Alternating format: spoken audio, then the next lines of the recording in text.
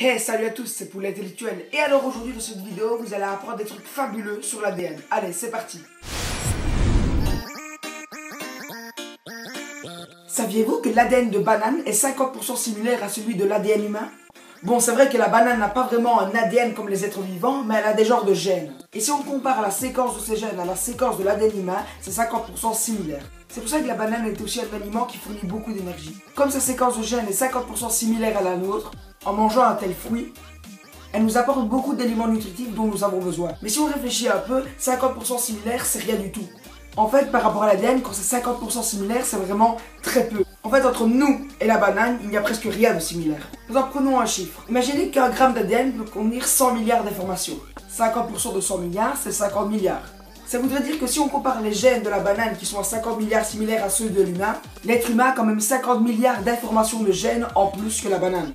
Vous savez, dans la génétique, quand un être vivant est à 99% similaire à un autre être vivant, il est quand même totalement différent.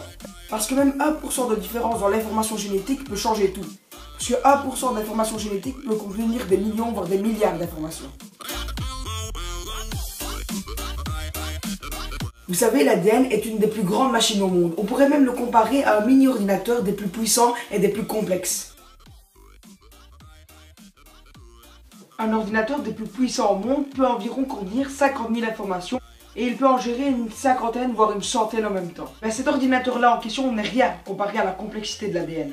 Un peu d'ADN peut contenir environ 50 milliards d'informations et il peut en traiter des millions, voire des milliards en même temps. Et ces informations que contient l'ADN, autant complexes qu'elles sont, l'homme commence tout doucement à comprendre ce qu'elles veulent dire. L'information est composée de 4 lettres, A, T, C, G.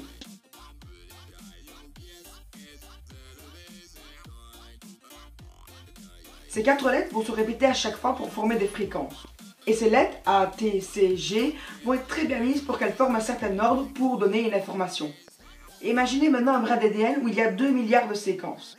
Et bien si une lettre n'est pas mise à la bonne place, donc une information qui n'est pas mise à la bonne place, donc à cause d'une petite fausse information, l'ADN sera brouillé.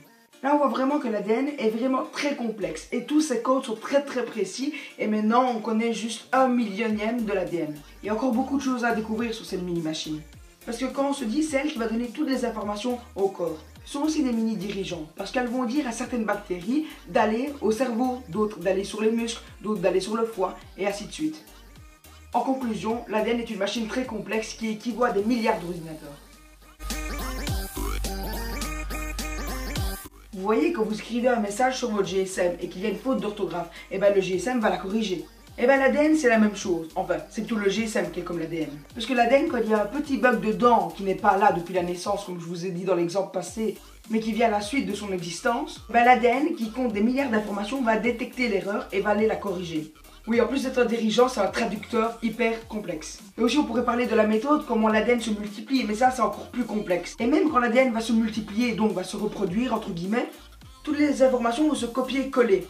Et dans ce cas-là, si tout va bien, il n'y aura aucune fausse information et les milliards d'informations vont être copiées-collées dans un autre ADN. Et tout ce copier-coller-là va se faire même pas en un centième de seconde. C'est quand même extraordinaire ça. Et voilà, cette vidéo sur l'ADN est finie, j'espère qu'elle vous aura plu. N'oubliez pas de lâcher un like, de mettre des commentaires et de vous abonner. Et moi je vous dis à la prochaine vidéo. Ciao, ciao, ciao, ciao, ciao.